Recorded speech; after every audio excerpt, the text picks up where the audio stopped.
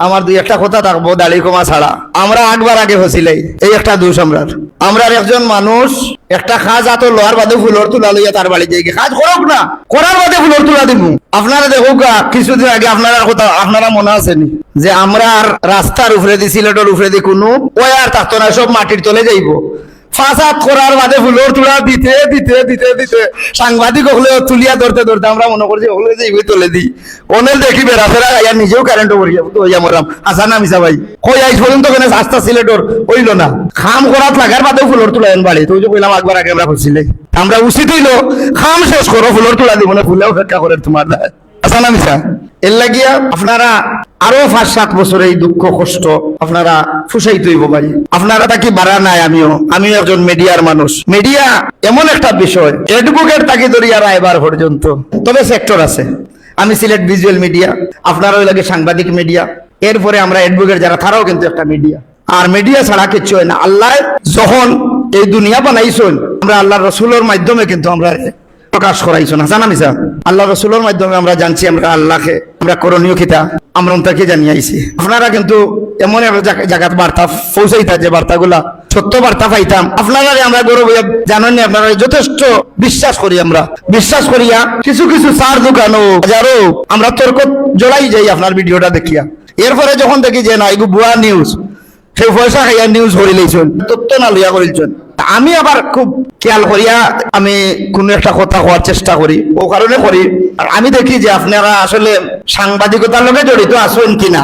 আমরা অনেক নেতা কর্মী সকল দেখছি, আমরা শ্রদ্ধা ভাজনেরা এরার কথারে কাট সাট করিয়া যারা দেয় এরা সাংবাদিক নাই।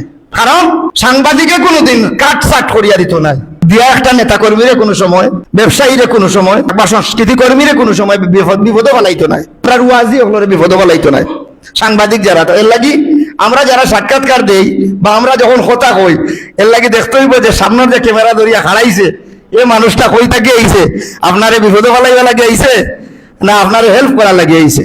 তারপরেও ও হেরোর মাঝেও কিছু মানুষ বালা কাজ করে, মানবিক কিছু কাজ আমরা দেখি। আর যে আমরা গ্রামগঞ্জ থেকে বাইতে কন্টেন্ট ক্রিয়েটর হওয়ার কারণে দেখা যায় অনেক অসুস্থ রোগী হল সুস্থ, অনেক বঞ্চিত মানুষ হল বিভিন্ন জায়গাগুলা ফিরত পার।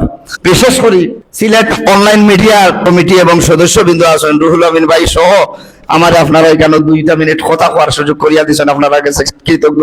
আমার আইকন আমার এমদাদ ভাইয়ের আমি সামনে পাইলিছি, আপনি গেছে আমরা অনুরোধ হইল কি যে এরা তো বাসমান মানুষ, তারা নিজে স্বীকার করা তারা বাসমান মানুষ, তারা কি তা বুয়ার অধিকার নাইনি। আমি আঙ্গুল গিয়ে আমরা ওই যে জালালাবাদ একটা পার্ক আছে, পার্কটার তালা মারিয়া তো ওনার মাঝেও যদি একটা রুম বানাই যাও, অথবা আমরা সারদা হলো বিভিন্ন রুম আছে, একটা রুম দিন না এরা তো আমরা রুবাই বাতি যারা যাইব একটু চেষ্টা করবার। কারণ আপনি মহানগরের দায়িত্বে আসুন। আজকে একটা জিনিস দেখলাম, এটা আমি হয়তো এটা প্রকাশ করতাম না, মনে মনে রাখবো। আসলে একটা জায়গাটা আপনারে আমার দেখার খুব ইচ্ছা আছে, কিন্তু আজকে হয়তো এটা পিছকি গেছে। একটা জায়গাটা আমি দেখার খুব ইচ্ছা আছে। আপনি আমার আইকন যেখানে ভাইন হঠাই মিয়া হয়ে আমার ওই যে বুকুত তিন এমদাদ মিয়ার মতো মানুষ আমার বুকুত লইলিছে, এটা আমার বহুত বড় একটা বিষয়। তো আমি অনুরোধ করবো যে এরার মুখের বাসা কিন্তু আপনার মায়া লাগতো নাই, একটু দেখুন যেন আপনার দিবা দেওয়া লাগবো, আমি হইতাম না।